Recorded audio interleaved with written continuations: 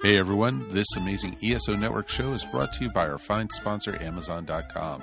Please remember to shop Amazon for all your geeky needs, no matter what time of the year it is. All you need to do is go to esopodcast.com/ESO Amazon, or click on the Amazon banner on the ESO Network webpage to go to our e-store. It's the best way to shop and the best way to support this program, and it doesn't cost you anything extra. Okay, that's enough of me babbling for now. Now on with your regular scheduled show. Are you ready to rock? This is where the world of pop culture and talk collide. Hey, how you doing, kid? This is the Adam and JP Show. You okay? Yeah, I'm good. Welcome to Creepy Tuesday.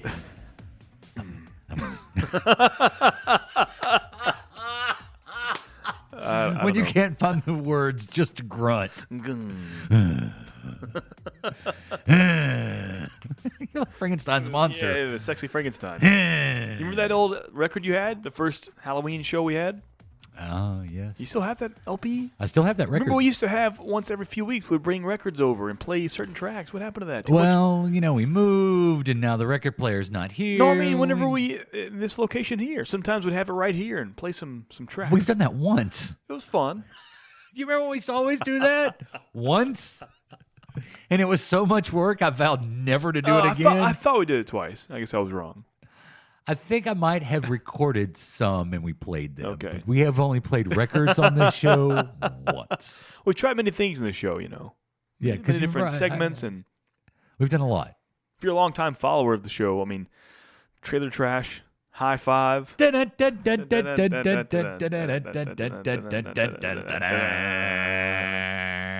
Honestly, I had no idea how that melody went. I was trying to go with you. You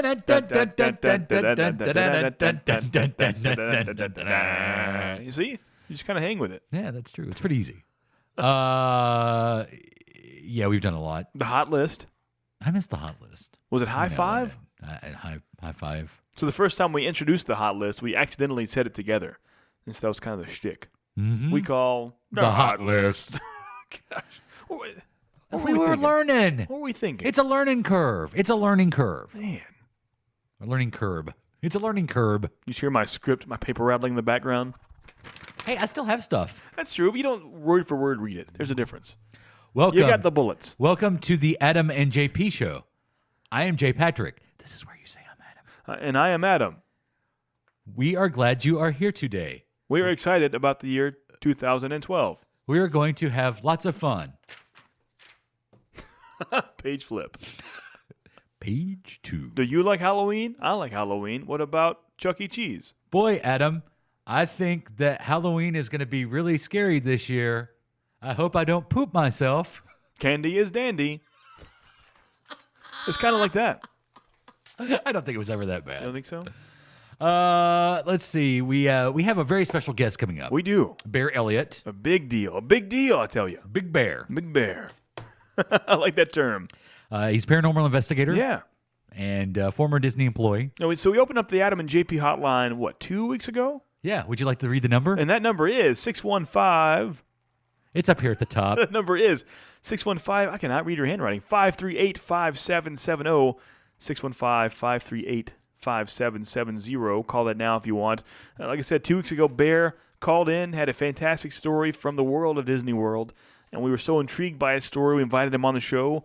And he soon here, he'll talk quite a bit about that and more. Yeah, so if you want to do the same thing, just call us. Yeah, do it. That's right. It would be fun to hear from you on our phone number. Yeah, hey, I think I memorized it, 615-538-5770. Very good. You like that? So we talked to Bear for quite some time. Yeah. And like we said, we could talk for hours more. By the way, this installment of the Adam and JP show brought to you by the Amazon store, esopodcast.com. Go there, shop, maybe buy a Halloween mask. So that opening of me grunting in the mic was the actual opener? Yeah. Well, that's embarrassing. Welcome to Creepy Tuesday. Firebird. Adam, I have some stuff left over from last Tuesday's show that we didn't get to. Hey, do it. You know what I'm most disappointed about? What's that? And this would be the perfect episode to bring this back. I had fun with the BJ and the Bear theme last week. You did. You enjoyed that. I did. We'll save it, though. Okay. Because you talked about it. Now you can't bring it back. I could. No. We could just play the BJ and the Bear theme right now. I don't know if the world's ready. Rolling down to Dallas, my wheels provide my palace, and off to New Orleans or who knows where. Places new and ladies too. I'm BJ McKay and this is my best friend Bear.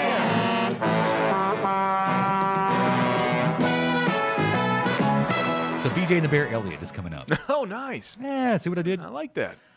So I have, we did the 12 stories that will make you realize real life is scarier than any movie from Viral Nova. Yeah. Should we do that again? Let's do it. Do you want to do that again? Sure. In retrospect, and the nice thing about doing something once and then getting a chance to do it over again, You can see if it works or not. as Barry Allen finds out on the Flashpoint, sometimes you don't do as much the second time. Right. I think there's some of these I would leave out. Really? And doing them again. For the record, I'm totally aware of who Barry Allen is, but for some reason, when you said that, the visual of Barry Gibb popped in my head. I don't know why. Keep on dancing. It's like Barry Gibb always says. Train tracks. The side face. You know what I'm talking about. It's like Barry Gibb always says. Staying alive, staying alive. Ha, ha, ha, ha. Staying alive. Would you rather be... Barry Allen or Barry Gibb? Yes, exactly. Barry Gibb in his prime, though. Barry Allen. Really? Yeah. Like you're always Barry Gibb in his prime. That may not be a bad time. Like your entire life. Yeah, like every night. Do you see how he dressed? Studio, was it 78? Studio 64? 69? 64? Was it 64? 54. 54. Studio 54. There we go. Clearly, we are not children of the 70s. I think Studio 69 has a better ring to it, but continue. I think that would just been a little, they're just putting it right out there on Front Street. Yeah, Studio 54 every night. Uh-huh. That could be a fun life.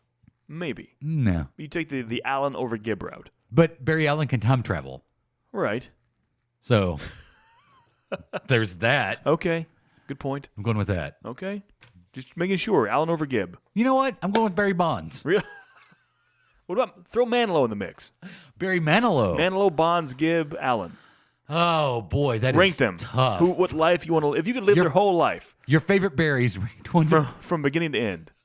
Manilow, Gibb, Allan, or Bonds. Well, Barry Manilow writes the songs that the whole world sings. Right. But I think as far as entertainment and just like oomph, I think Manilow's life may be the most boring. I mean, really, what's the craziest Barry Manilow concert? I don't know. Someone threw a bracelet up on stage? Middle-aged women seem to love him. Exactly. At the Copacabana. Just doilies flying up on stage. Thanks, Margaret. Thanks for the nightgown. Now, Bonds, that man's seen the ups and downs. He's lived a life. He's hit many, many home runs in the Major League of Baseball. Mm-hmm. That's a big deal. Yeah, he was an American hero. Not much bigger than that. 1 point. Yeah. Then the juice hits and his career comes down. Yeah. Then you have Gibb. Well, let me throw one more in the mix. Okay. Barry Goldwater. But Gibb, for a good 5 years, had a strong run. Goldwater is totally out. Yeah, I couldn't place his face if you paid me. All right. So no Barry Goldwater. No, that's he's not even on the list. I don't think so. It's a tainted name. So for you, it's coming down between Barry Bonds and Barry Gibb. And Manilow and Allan. Oh, well, I thought you said Manilow was out. Well, no, Allan's definitely not out. Allan's a main player. I know. He's the Flash. Yeah. I'm going to go. I would go Barry Allen first. Number 1, Barry Allen. Barry Bonds, number 2. Okay. Gibb, the Manilow. Can you agree with that countdown? I think I can. Now, what about Marion Barry? No, this is going too deep. What about Chuck Berry? No, you're going too deep. Well, we're ranking our favorite berries. You can't do that, What though. about blueberries? This is getting ridiculous. So now I'm intrigued by your list. Yeah. So Barry Allen. Right. Barry Bonds. Uh-huh. Barry Gibb. Yeah. Barry Manilow. Right. That's the life. If I had a quantum leap into those, I would go Allan, Bonds, Gibb, Manilow. I think Bonds and Gibb could be reversed, though, possibly. Yeah? I mean, if we're talking like prime Gibb days, he lived a life, right? I think the prime Gibb days were better than prime Bonds days, if you ask me. Really? I would think so, man. He was on top of the world. But you got to write songs with Kenny Rogers. Oh, wait, that was Andy Gibb. Yeah, you got to hang around with Andy Gibb. Yeah. All the time. Right. Because you are the Brothers Gibb. The Brothers Gibb. That's The true. Bee Gees. That's true. Yeah. That's what that stands for? Yeah. I had no idea. Wow. Hey, man, I've looked up nothing about the Bee Gees. Don't give me that. Yeah, I'm going Barry Allen, definitely number one. Yeah. We're ranking our favorite berries. And not even all of them. Because if we stopped and thought about it, there's more berries we could throw in I'm sure. here. Yeah, I'm sure. Barry Allen, number one. Mm-hmm. I'm going Barry Manilow, number two. What? He's an American icon. As if Bonds or Gibb isn't. Yeah, but Bonds, he's got the asterisks. Yeah, but Manilow never had anything to asterisk in the first place. There's nothing to be taken away from Manilow. Because he's Barry Manilow. He's the most perfect human. Besides Mandy, I can't name one song of his. Not one. Copacabana. No, don't know it. I know Mandy, and I appreciate some Mandy. That's about it, though. All right. I'm going So you're going Allan, Allen, Manilow. You better go Gibb, Oh, wow. Bonds. I think you're taking the steroid thing too far with Bonds. I don't think so. I don't like the cut of his jib. Gibbs Jib? I don't like Gibb's jib either. That's enough Barry talk. So, How did that even happen? What the hell just happened? I don't know. Hey, a couple of weeks ago, Yeah. going back a few weeks, I brought up the fact that I believed there was video of Abraham Lincoln. Right, yeah. I recently realized why I thought that. Why is that? A Geico commercial. Wow. Really? Yeah. Do you remember the Geico commercials? Because I saw it online, Uh-huh. and it was like, that's why I thought there was video of Abraham Lincoln. That's funny. Do you remember the one that had the guy who was like, can Geico really save you 15% on auto insurance? Would Abraham Lincoln tell a lie? Oh, yeah. And then they go to like a grainy black and white Wow. video. And Mary Todd's like, does this dress make my hiney look big? Wow. And Abraham Lincoln's like, a little. Wow. That's funny. Which I miss those Geico commercials. Oh, yeah. Geico has my favorite commercials at any given time on television. I like them more than Progressive. Flow's no good. Flow's okay. I don't like Flow. The Flow family stuff is pretty funny. Geico's good. I mean, the Gecko's a classic. The Caveman were good. See, the Gecko I'm not a fan Really? of. I like all the other stuff. I like the, can Geico really save you 15% or more on our insurance? That the little pig cry wee, wee, wee Right, all those the are- way home. yeah. And then it's the wee. Yeah, those are good. Maxwell the pig. I miss the Caveman. I do. Then Maxwell became a pitch person for Really? or animal. I didn't know that. Yeah, there were Maxwell commercials with Maxwell the pig. Weird. Like he gets pulled over, Yeah. and the cop's like, "Do you know why I pulled you over? Oh, yeah. Because I'm a pig driving a convertible." Right. Yeah, I forgot about that. Mm-hmm. You know what started that whole Abraham Lincoln video thing was talking about the time traveler that was running for president. Right. Which also tied into the, depends on different pronunciation of his name, John Titor, whatever you want to say. Right. I'm still listening to the Unbelievable podcast I talked about a few weeks ago. Please tell me that's their theme song. No, it's not. You're unbelievable. They still have their time traveling thing right now. And they have this week on the Unbelievable podcast, shameless plug for them, they have, who was the guy we talked about with Project Pegasus? You remember that?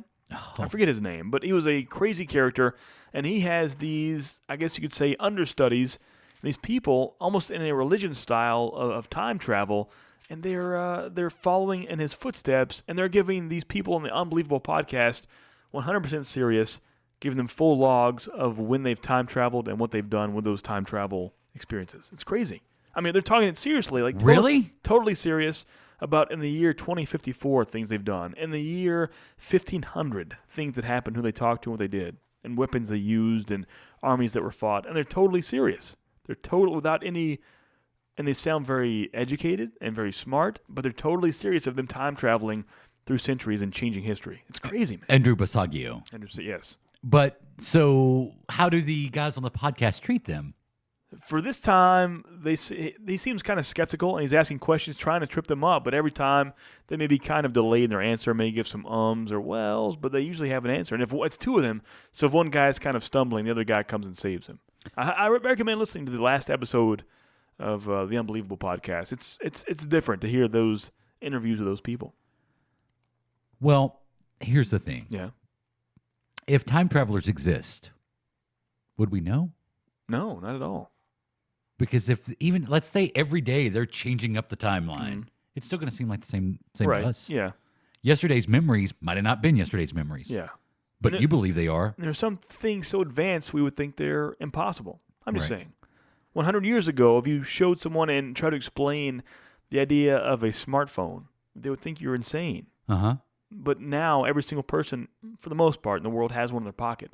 But 100 years ago, And the only people that hate it are the Samsung customers that's true. It's a blown up because pocket. it burned their Yeah, pocket. that's true. But 100 years ago, people would think you're crazy. They would, right? That's all I'm saying. That sometimes things are so far out of our reach and even our imagination that they're scoffed at and laughed at. So who knows? You never know. That's interesting. I think I'll check that out. Yeah, do it. Because a lot of times when you hear people on shows like that, they do get tripped up. Right, and they kind of do sometimes, but for the most part, they're speaking of code names and words and weapons and. Is it just a historical radio ti- play, though? No, I mean no. It's legitimate. I mean, as far as they can be. Yeah. That's interesting. The Unbelievable Podcast. Check it out. I also listen to a new podcast called The Last Podcast on the Left. Is it about horror? Pretty much, yeah. They're horror and supernatural and creepy things. I was browsing the top podcasts of the week, and that was it was in the top 10, I believe. Really? It was a big one, yeah. And so these guys are 3 or 4, I'm not sure the number, DJs / stand-up comedians, and they just talk about, they're very, very, very well-versed whatever topic they have. They have a whole 3-part series, an hour and a half each, on Albert Fish, the serial killer, stuff like that. But it's very, if you can put a funny twist on that, very, very deep, educated, and funny. Check that out. The Last Podcast on the Left. If you're down for that weird stuff, I think right now, being in the Halloween season, people want to hear that kind of thing. So, And that is why our Halloween special came out on Monday. Yes, it did. Yesterday. It did. So if you're listening to this and you hadn't listened to that, it is nothing new. But there's stuff that you haven't had access to in quite some time. Yeah. I don't think I'm going to do this now. Why not? I'll save it. You're just not feeling it? It's okay. Okay, that's fine. I got plenty of stuff. We have a lot of content coming up. I think I do. There is one thing I want to get to, though. What's that? Alex Trebek faces backlash after calling nerdcore hip-hop fans losers on Jeopardy. Really? Yeah. This is real quick. This comes from Variety. Jeopardy host Alex Trebek was the target of a bunch of angry tweets when he made fun of a contestant's favorite music genre on Wednesday evening's show. Your favorite type of music is something I've never heard of, but it doesn't sound like fun, Trebek said to the librarian, Susan Cole. Cole then began describing her favorite genre of music, nerdcore, to which Trebek replied less than enthusiastically, "Nerdcore is rapping about things they love," Cole said. "Video games, science fiction, having a hard time meeting romantic partners. It's really catchy and fun." After an antagonizing sigh, Trebek replied, "Losers, in other words," before following up with, "I'm just teasing." Wow. One of our first episodes, we interviewed the king of nerdcore. I know, MC Frontalot. Yeah, we did. And Trebek got hundreds and hundreds of hate tweets because of that. Yeah. That's funny. And most of them weren't like, "You're a son of a bitch and I hate you." Yeah. They were very, very smart. Remember when Alex Trebek was nice to contestants? Yeah. I guess that's when he still enjoyed doing his job. Yeah. And stuff like that. He's got to hate that. Or Pat Sajak would never say that. That's pretty awesome. Bear Elliott, BJ and the Bear Elliott. Mm-hmm. He has become a friend of the show. He's a paranormal investigator, and he is next. Hi, this is Siri. I would never, ever listen to the Earth Station 1 podcast. Who the heck says howdy anyway? Why don't you listen to Chris Hardwick instead? I can get you his information. The Nerdist is everywhere anyway, haha. That was a joke. The Earth Station 1 podcast. It's time to let your inner geek out to play. You can find them at www.earthstation1.com or up on iTunes, Stitcher Radio, or wherever fine podcasts are found. Peace, and we're done.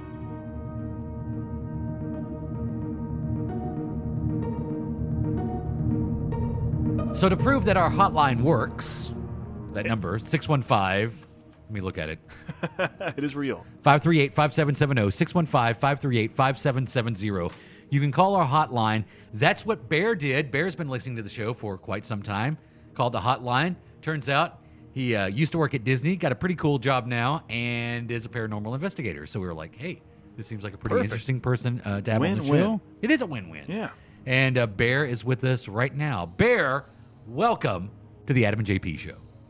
Hey, guys, I'm really excited. This is like, it feels like I've known you guys for years, and now I'm actually talking to you. It's kind of funky. That's It is awesome. very weird. Yeah, you pretty much do know us. It's how it works. Yeah. Yeah. Yeah, I feel like I've been stalking you guys for 4 years, so... All right, Bear, good talk. We'll see you soon. That's awesome. Yeah, so you, not to like, tell us about us, but you have been listening for some time, and we appreciate that. Yeah, That's for pretty sure. awesome. Definitely. Well, you guys really keep me entertained. It's nice to find fellow geeks out there that like the toys and like the comic books and the movies and everything. So when I was doing my search for a podcast to listen to get me through my mindless hours at work, I came across this Adam and JP, and I was like, who the heck are these guys? Yeah, that's what everybody says. And started listening to you when you had the radio show and just progressed from there. And I remember when little Josh used to just come onto the show just as a guest. Look at him. And now he's got 100 episodes. Yeah, 100 deep. Oh, that's amazing. That's Yeah. really cool. That's really, really cool. So, Bear, I'm going to let you take control, man, because you're a paranormal investigator. You used to work at Disney World. Where do you want to start? What do you want to talk about first? Well, I like you said, I've been a paranormal investigator for 22 years now, and I guess you could actually say that I was born into the paranormal. I grew up in a very small little town here in Ohio, and that's where I am. I'm in Ohio. And the house that I grew up in was very, very paranormal active. And when I was a little kid, they always say that pets and little kids can see things that we adults have just kind of toned out that part of our brain to. And when I was a kid, I remember waking up in the middle of the night and seeing these people walking up and down our hallway. And it used to freak me out because I'm like, what the heck? These people are in my house. What's going on? And I'd run into my parents' room and just my poor mother didn't get much sleep when I was a child. I saw another one. Yeah, it really freaked me out. I remember this one particular really burly man was standing in their doorway, and he looked like a big lumberjack. And I just remember that as a kid, and that's kind of sparked my interest in the paranormal and the ghost. And I lived beside this really old house, and I remember when as a kid, I mean, this was back in the 80s, back when parents didn't care about you and they just let you go and do whatever they wanted. Right. And especially being the fourth kid, they'd given up. They're like, I'll just let him go. He's 5, he's fine. Maybe he won't come back. Yeah, we need more money. So they would send me off to go play at my friend's house. And this is an old house that turns out after when I grew up, I found out it was part of the Underground Railroad. And I never thought about it, but there was this little black girl that used to play with us. Well, it turns out there was no real little black girl. She just happens to be in this house. And as I grew up, when I became 18, I decided I was like, I'm going to make this my hobby. And if anybody's ever interested in becoming a paranormal investigator, be prepared to sit in the dark in uncomfortable temperatures for lots and lots of hours. Yeah, wow. So let's back up a second. So you got into paranormal investigation not as a hobby of like this is something I would like to find out more about. You became a paranormal investigator because you have actually had paranormal experiences throughout your life. Yeah. Yeah, since I was a little kid, I've had really weird paranormal things happen and things that just I couldn't explain. And let me go on record that I am not a psychic, sensitive, or able to talk with the dead. So, Adam, I can't talk to anybody in your past if you want me to. That was my next question. Yeah, I left my Ouija board in the other room. I got you. Okay, understandable. So, but yeah, since I was just a little kid, I was always drawn to the paranormal, and I guess I was that weird kid that everyone has in school that I just was really drawn to the paranormal. And when I joined my first paranormal group was when I turned 18, and from there it kind of blossomed. You just find other people that are interesting in you, and you start learning the folklore. And eventually, after college, I decided that I'd move down to Florida, and that's the one interesting thing about paranormal investigations is that you find that most locations have something to do with water. And because Florida is 3 sides is boxed in by water. And a lot in the middle. Yeah, exactly. Yeah. And it also is the lightning capital of the world. you have all this extra energy that's floating around in Florida. So that kind of makes a hotbed of spirits. And a lot of paranormal activity took place in Florida. And working for Walt Disney World, and like I said on my voicemail that I left, it intrigued me that this land was bought by Walt Disney as just swamp, and just nothing was there. And then he built this magical place. And what a better place than when you're dead to hang out at Walt Disney World. Right, yeah. That's what I plan on doing. Hey, before you get into the stories, I want to kind of go back for a second, because you said, yeah, I'm the weird kid that everybody knew. I didn't know anyone that was connected to the paranormal at all growing up. So for you to say, like, you know, you're not a psychic or anything like that, I understand what you're saying, but clearly there is something that is attracting this paranormal activity to you. Is that a fair statement? I'd have to say, yeah. I definitely. So weird things tend to happen around me. And I think that's just, well, I have a buddy, Rob Gutrow, and he believes that it's this energy that we put out into the universe that brings things to us. And when I talk to him about this, and he's a medium and a psychic and those kind of things, and I tell him, like, why do these weird things always happen around me? He's like, it's just the energy that you put out, and things are just drawn to you because they want to be around positive people. And why not be around positive? You don't want to be around a whole bunch of grumpies when you can be around a happy. So knowing that you have that energy, have you ever tried to, I mean, and I know you do the paranormal investigation, but have you ever tried to tap into anything else like astral projection or anything like that? No, and here's the reason why, is that my friend Rob was telling me that because he's a sensitive, he says that because he has this ability and he's able to talk to dead people, the one place that he has the most activity is when he's naked in the shower. Oh, wow, really? And I do not want anybody else in that shower with me. Uninvited. Especially a dead person. Yeah. I wonder why that is. That's wow. Just, it's just because you talk like, I had no idea this was going to be the conversation we were having, but you speak as if, oh yeah, when I was a kid, there was a ghost in the house. Like it was normal for you. And I'm sitting here thinking like, oh, okay, I don't think I've gone out of my way to try to come into contact with paranormal activity, and it's never happened. I guess I'm not a nice person. Wow. Yeah, maybe not. I mean, there's been stuff like, I don't know if you heard the episode last year where Brooklyn and I actually went to a Civil War cemetery right around Halloween. You guys sat out there. Yeah. Didn't you guys hear gunshots? Yeah, but I can't say I mean, it was weird to hear it, and I don't know where gunshots, because around that cemetery we were in, it was all, neighborhoods and stuff. So especially some sort of automatic weapon, which at the minimum, that's what I was hearing. If it wasn't a Gatling gun, minimum it was an automatic weapon. So to hear any sort of weapon there would be strange. But again, I can't pinpoint it and say, oh, that's clearly some sort of paranormal interaction, because I don't know. And it was the same thing with the hundreds of coyotes that we heard that we actually had audio of. Oh, yeah. That was strange, but there could have been a pack of coyotes on the other side of the cemetery. So now, see, JP, that makes you a perfect paranormal investigator, because a real paranormal investigator looks for the reasons why this is not paranormal. You don't really want to go into a situation where you're trying to find, like, yes, everything's paranormal. Oh my gosh, that's a knock. That's paranormal.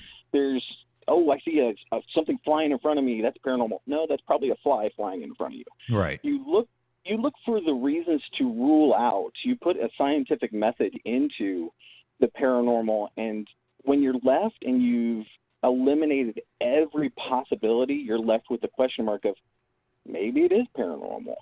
And that's why we use a lot of scientific equipment, such as EMFs, electromagnetic field meters, to generate how much EMF is being created from these entities, because a lot of paranormal investigating is based upon theories.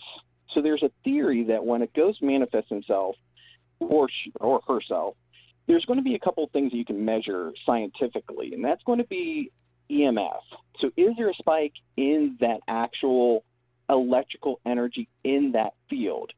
And you want to make sure that you're in a paranormal area, such as a home or a dwelling or something like that, is that you want to cut off as much electric outlets to that home. So when we go into a house, we want to make sure that we turn off the electricity, that we turn off the air conditioning, anything that's going to generate EMF, we want to make sure that it's completely dead. So we get a base reading inside the home or inside the building. And then if you sense something, or if you have a sensitive on staff with you, or something starts to go weird, you have these meters that are going to start reading that electrical discharge. And as you're interacting with that entity, if it is a true entity and you've eliminated all the possibilities that there's another source for it, you can start interacting with it. Now, along when that entity manifests itself, it's also going to cause a dip in temperature. So you want to have a infrared thermometer. So you want to take a temperature gauge of how much temperature difference is there, because as that entity manifests itself, you're going to see a drop in temperature. Now, that drop can be anywhere between 5 degrees to, I've seen it up to 15 degrees. Wow. And you'll scan the area, and it'll be like 75, and then all of a sudden it drops down to 70. And then you start seeing it, as you start to interact with the energy, it's drawing energy off of you, and it's from its surroundings, because dead people like attention. They're very needy. Right. So the more attention you give to them, the more energy that they start sucking away from you. And you're able to ask it questions using an EMF. So you can ask it to move the needle more to the right, or for yes, to the left for no. And that's we try to put a scientific method to it. We also want to know a little bit about the people that actually own the home. Let's say it's a house. Do they participate in any recreational indulgences? So are they high? Right. Are you doing drugs? Yeah.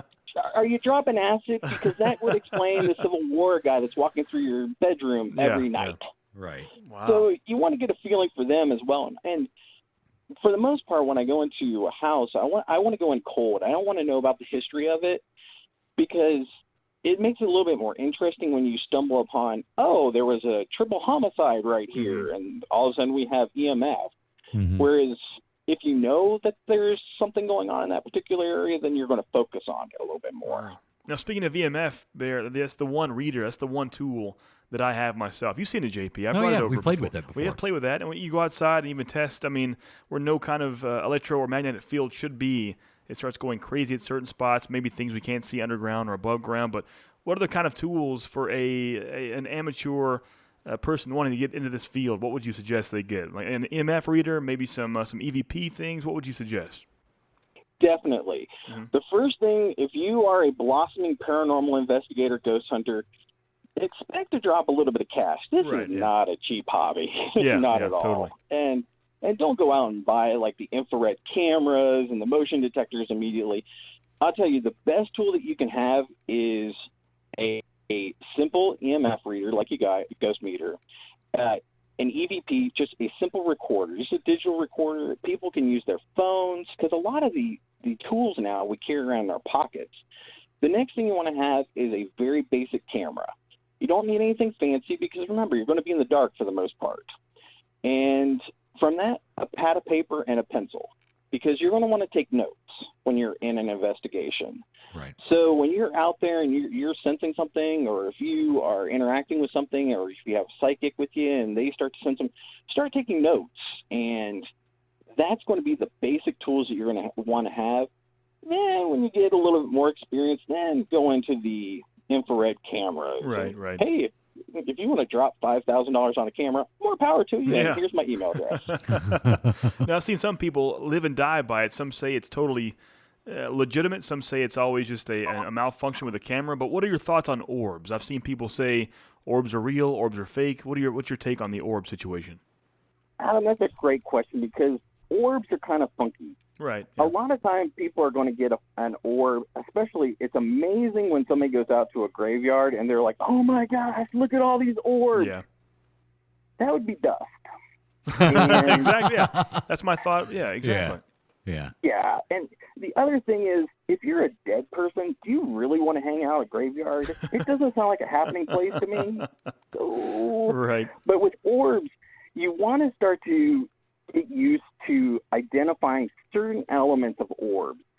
If you see an orb, and one of the photos that I sent you is actually of an orb that we caught in the Hillview Manor in Pennsylvania, orbs will have like almost a three-dimensional look to them. You can look into an orb, and it doesn't look like it's just a speck. It has some kind of substance to it. It's going to have a variation in light to dark. So you're going to see a varying degrees of light fractured inside of the orb. Now, a big thing with orbs is you want to be careful of is any kind of, when you do take a photo, oftentimes you're going to have a flash. Mm-hmm. And you want to make sure that in that photo, is there anything in that area that could have produced that orb effect?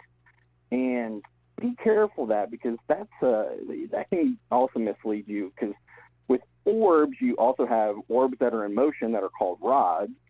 And you want to just train your eye to notice those differencing in three-dimensional look to the orb itself. Right. I've got like 100 more questions about paranormal stuff, which I will ask a couple of more. But I do want to get some of the stories that you want to share. Yeah, Do you want to start with Disney World, or do you want to start with some of the EVPs that you sent me? Well, it is the happiest place on earth, and it's a great place to start. Let's do it. Let's do it. Because the Pirates of the Caribbean one was pretty good. George. I absolutely love George. It's one of my favorite questions when you go to Walt Disney World. And like I said, I spent 7 years there and many years inside the parks and getting to know the cast members and everything and the folklore of Walt Disney World. And that rule is that no one ever dies on Disney property. Mm-hmm. And so it's actually, that's the truth, that as long as CPR is being performed upon the person, that they're technically still alive. But Right. there is one first person that was reported by the media that's considered This the year, first right? Wasn't it this year? or- No. Oh, no? No.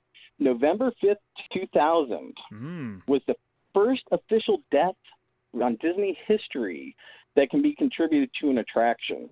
Now, early November is a great time to visit Walt Disney World because that's right after Halloween and right before the Thanksgiving rush, so there's not a lot of people there. It's starting to cool down. It's a great time for Florida residents to come visit. Right. And on November 5th of 2000 was on a Sunday, and three gentlemen from St. Petersburg decided that they were going to visit Walt Disney World. And one of the attractions they stopped in was Splash Mountain.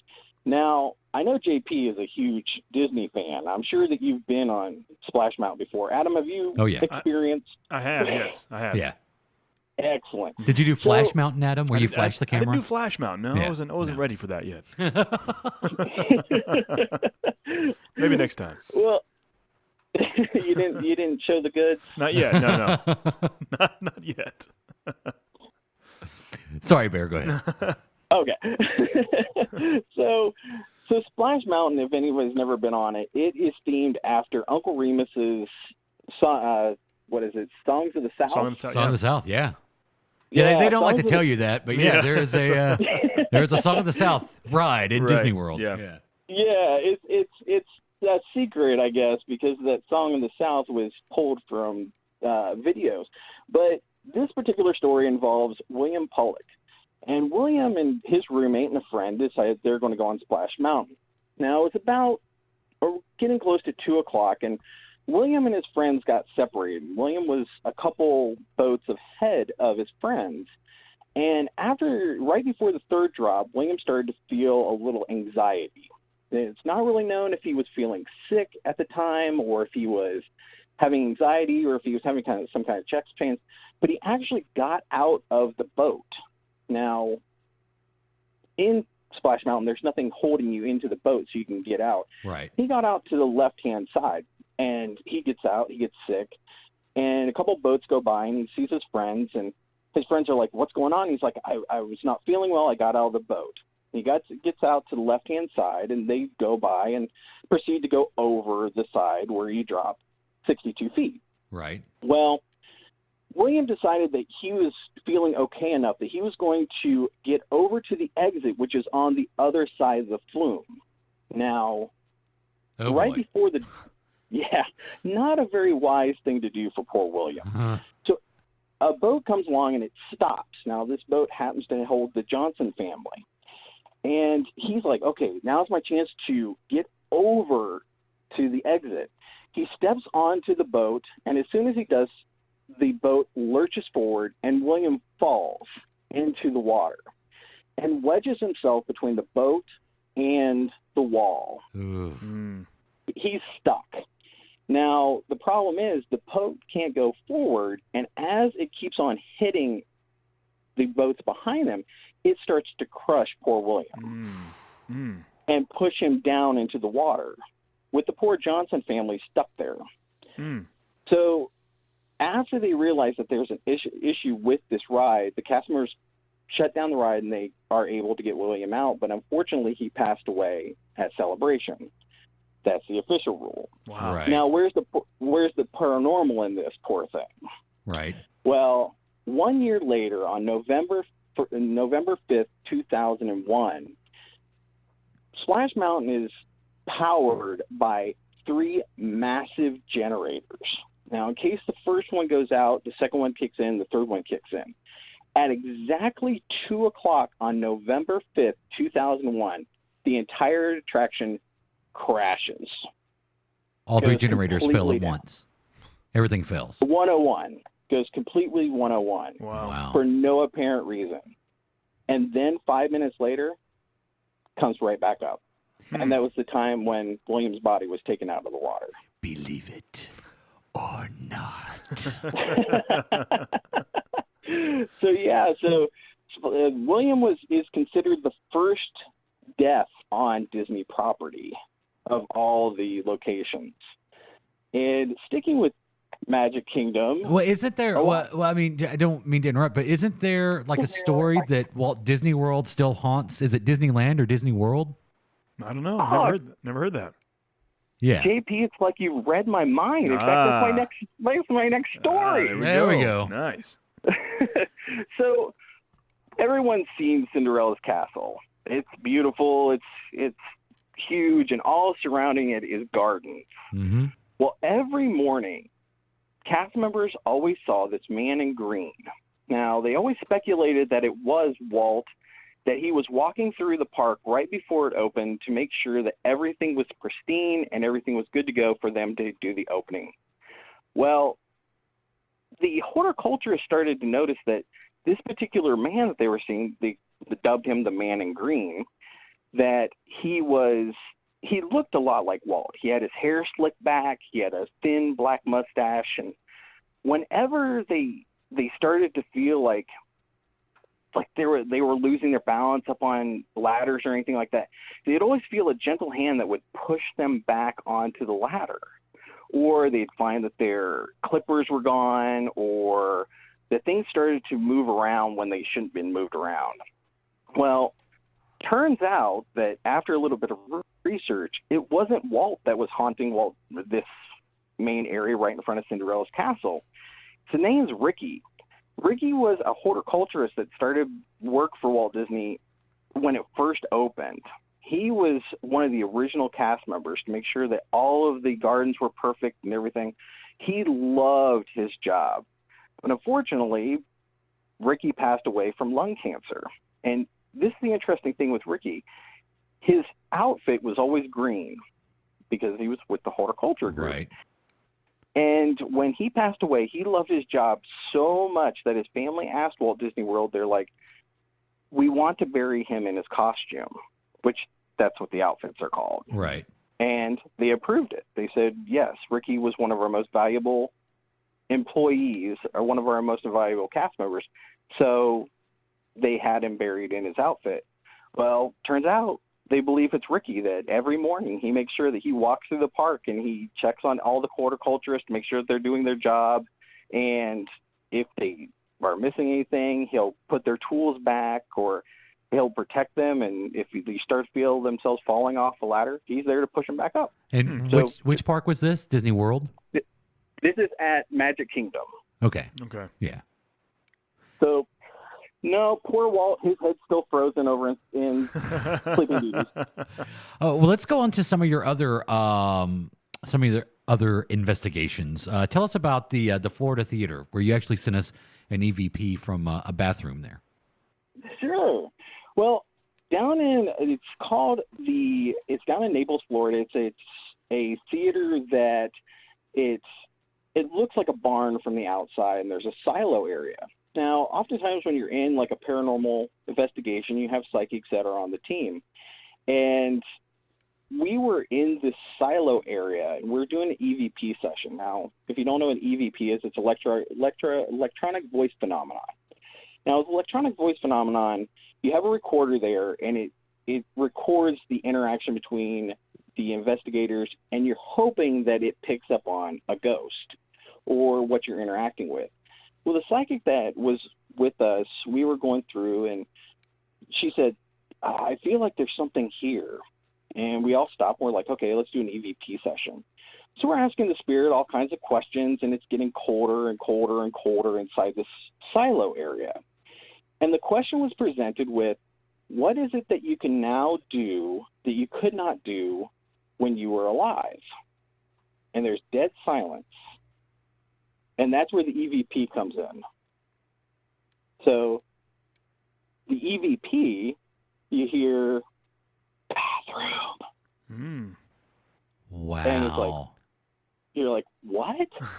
And the psychic, now we can't hear this. When we got it back, you hear this very distinct male's voice say bathroom. And the psychic goes, bathroom.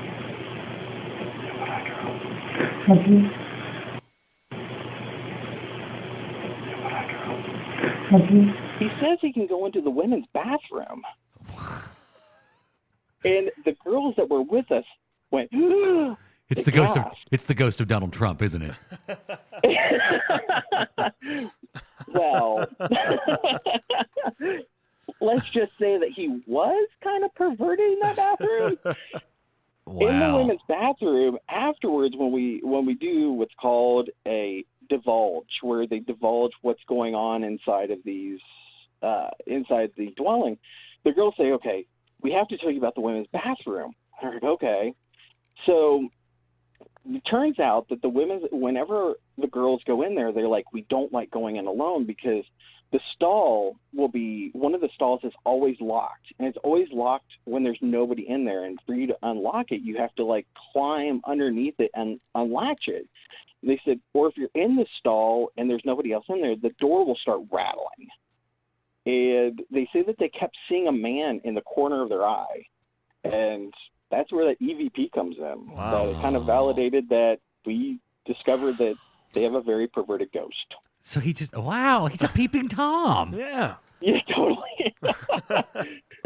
Okay, so Bear, tell us about the Hillview Manor, another place you investigated. The Hillview Manor is one of the most haunted locations in the United States. It's located in Pennsylvania. It was created back in 1920s, early 20s, as a home for the aged.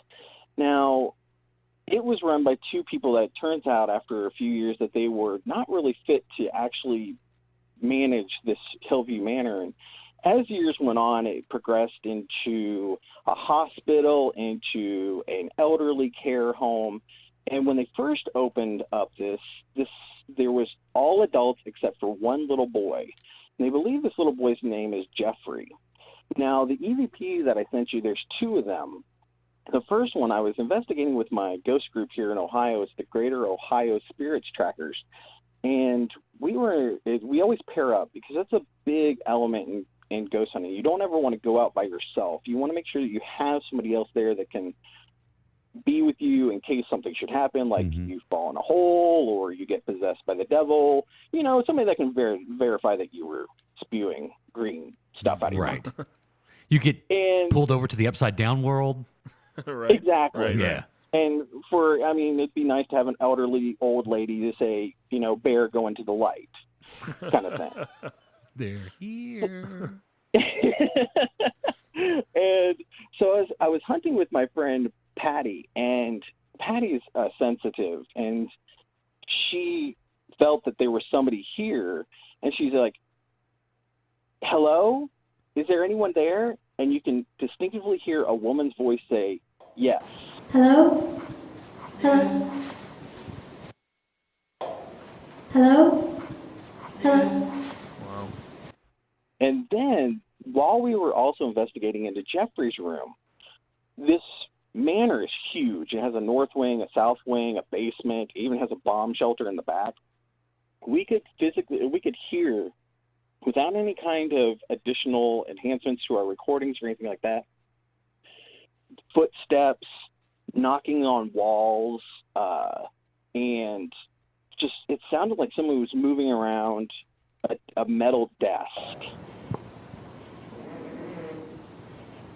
Is that you? No, I just heard that.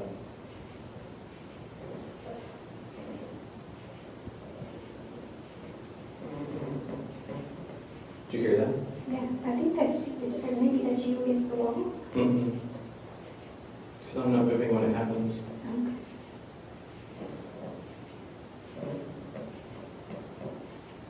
Hello?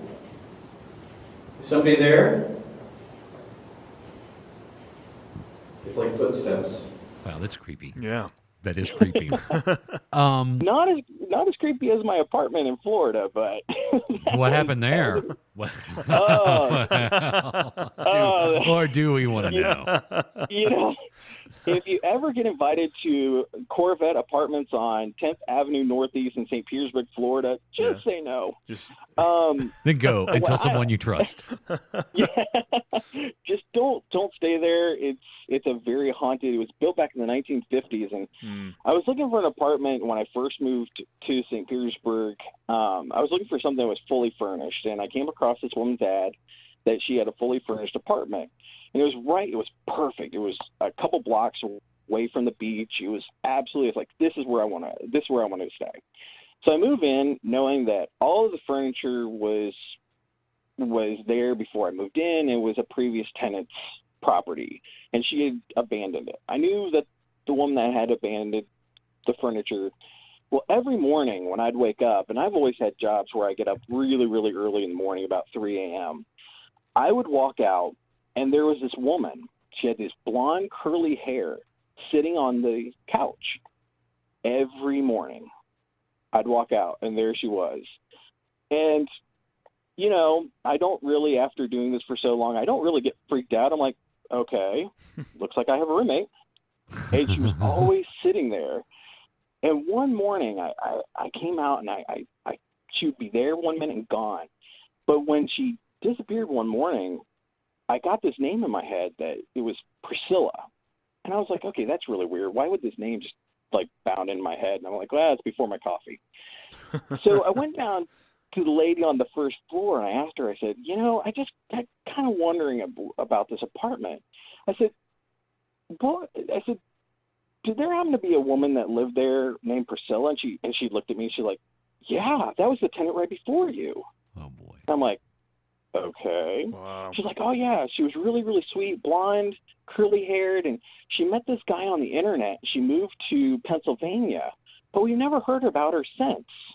She goes, I guess she met a guy. And I'm like,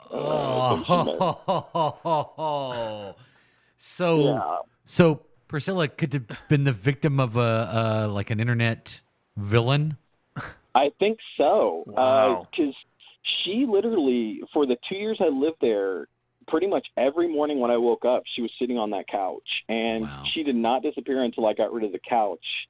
And she was just one of several ghosts that happened to inhabit this apartment. Do you remember back in the early 2000s, they had these Simpsons play sets that you'd push the button and you'd put the Simpson down, you push the button, and they'd say different things? Yeah. Uh-huh. Well, I used to collect them. I had a whole bunch of them, a whole case of them. Yeah. And I would wake up repeatedly, and it would be, I'd hear Homer, I'd hear Bart, I'd hear Maggie, and it was just, and I was like, oh man, the batteries must be going dead. Then I realized, I'm like, wait, they're all on different play sets and also different levels of the bookcase. Wow. And there was I always thought it was like this little kid playing with them. Who's playing with my Homer? Yeah, stop playing with my Homer. Leave my Bart. It's like, leave my Bart alone. And the kid said, "Don't have a cow, man. Yeah. Eat my shorts." Don't have a cow. Well, I had a cow when one morning I woke up and the bed was violently vibrating, and I looked down to the end of my bed, and there was a man standing at the end of my bed, and he was a full body apparition. I thought somebody had broken into my apartment, but I was like, how many crooks decide they're going to wake you up? Yeah. And he just stared at me, and 1 minute he was there, and the next minute he was gone. Wow. Oh, man. That's this stuff happens a lot. If you can see JP's face right now, I haven't seen him this spooked in a long time. So I could talk about this the rest of the night, but I do want to, and we're going to have you back on at some point to continue these ghost stories. Yeah, for sure. But I do have a couple of questions. Actually, I guess it's kind of a two-part question. In your investigations of the paranormal and the ghosts, why do they stick around? And what have your investigations told you about the afterlife? Great questions. So a lot of people, now remember, everything's theory when it comes to the paranormal. Right. And as we get closer to Halloween, of course, this energy increases. So you have a lot more activities that take place during this month of October more than any other month. And why do they stick around? There's a couple different reasons. They may get lost, that they don't realize that they're dead, that it was such a quick death that they don't realize it. I was investigating a location down in Florida of a strip joint. Now, strip joints are kind of a fun place to go visit. I guess. I heard you had a ghost in here. I'm just checking it out. No, I'm just checking it out. Just checking the back room. Don't mind me. See, and we love them in the real life, so wouldn't you love them in the dead life? Right. So they want to stick around and catch a look and see what's going on. They want to continue to see what's going on in the real world, and they may not be lost. They're just interested in see what's going on, what's continuing. They want to see what's on the next episode of Flash because you wanted to find out about Flashpoint. Yeah, right. I know. So what happened. And the other reason is that, it's some people just, they don't feel that they're worthy to pass on to the next level. And what I've learned is it's kind of interesting because my viewpoint on the whole afterlife is I'm not 100% sold on it. Right. After 22 years of doing this, I'm not sold that there's definitely is there really an afterlife, or is this just my brain being able to tap into this other area that I've heard these things, or is it a collective delusion between the group?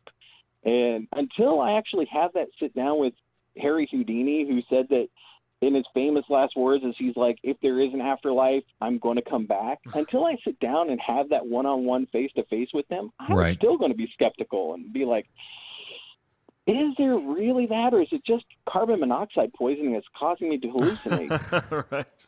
Well, I mean, you know, what are ghosts? Well, they're energy. Well, we know energy's real, so and there's different types of energy. So exactly. I mean, and Adam can attest to this. I try to keep my mind open about lots of things. Yeah.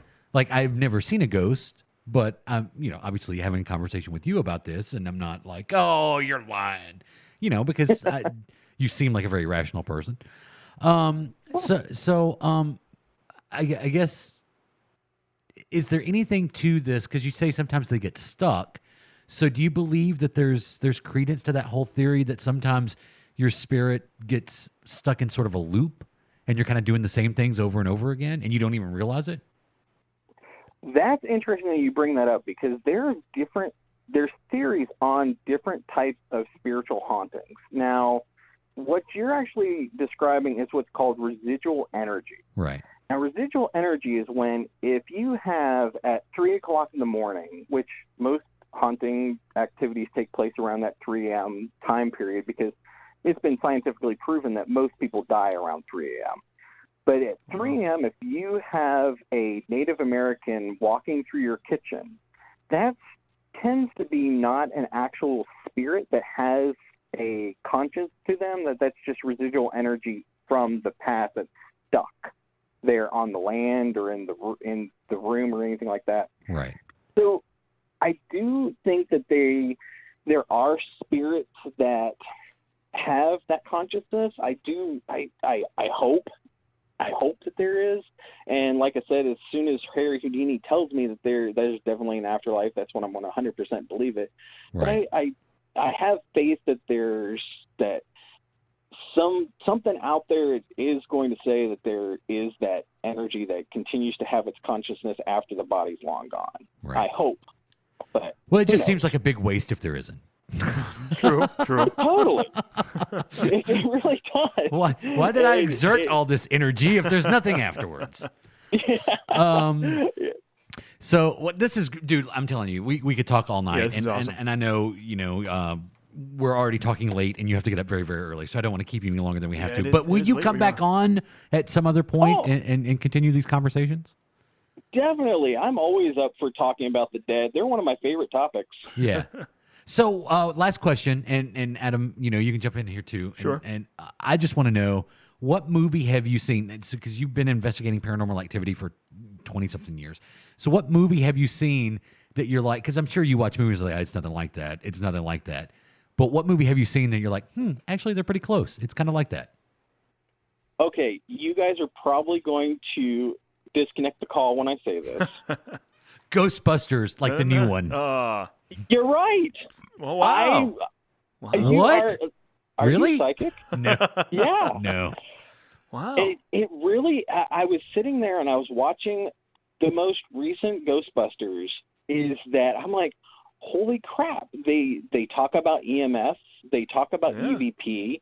They talk about the energy. They talk about orbs. They place a scientific method, and whoever wrote that really did their research about the paranormal and putting the scientific method into use for that movie. I was very impressed. Yeah, that's one thing I said about that. I mean, love it or hate it, compared to the originals, it had so much more scientific fact to it. I mean, the first one was guys with proton packs, and that's about as far as it went. This here had the actual science and the ideology behind it. It was really cool. Yeah, exactly. Yeah, I did enjoy that aspect. Yeah, it was fascinating. I was really impressed by that they did put some thought into it. Now, it has its greats, it has its negatives, but that element, I was like, damn, they really did their research. Wow. And one thing is, though, that I leave you with parting words of, don't get stuck in watching these paranormal TV shows Right. and expect that you're going to go into these haunted locations and things are going to be flying around. Sure, it's going to happen like once every 100 times, but when you're a paranormal investigator, just expect that you're going to be sitting in the dark, uncomfortable, waiting for something to happen, and getting very frustrated that absolutely nothing's happening and you're being eaten by mosquitoes. I can imagine. It's like hunting for Bigfoot. Totally. But this is great, Bear, because like I said, I knew you were going to come on and talk about the paranormal. I knew you were a paranormal investigator, but I didn't know you had so much personal experience with the paranormal. That's fascinating. And tell all your friends about our show, the Do it. Adam and Spread JP the word. show. And I'm go spreading ahead. the word on my YouTube channel and telling all my friends and everything that I'm like, you guys got to listen to JP and Adam. It's amazing. That's right. You must listen, because you can find us on iTunes, Stitcher Radio, Google Play, and now iHeartRadio. That's true. And TuneIn. Oh, yeah. Available on all those And don't platforms. forget to like, comment, and subscribe. There you That's go. right. Yeah. See, Bear knows the drill. He knows how it works. All right. Well, hey, man, thank you so much for being on. Oh, well, it's been a pleasure, guys. Have me give me a buzz anytime you'd like. Talk about the dead. I'm all about it. Will do. What a nice guy. Nice guy, right? I wish- Informative, knows his stuff. I wish he'd been around for the rank your favorite berries. Right. It's true. I want to hear his take on the favorite berries. Hey, Bear, who's your favorite berry? Go. 5 favorite berries. There you go. You have time. Do it. Hey, reach out to us, adamandjp.com, also on Facebook and Twitter. Yeah. Just search at Adam and JP anywhere on social media. You should find us. Do you remember our phone number? 615-538-5770. Very good. Yeah. Bam. Call and leave us a message. That's the one. We're ready to believe you. I'm Jay Patrick. That's Adam. This is the Adam and JP Show. Face Sealer.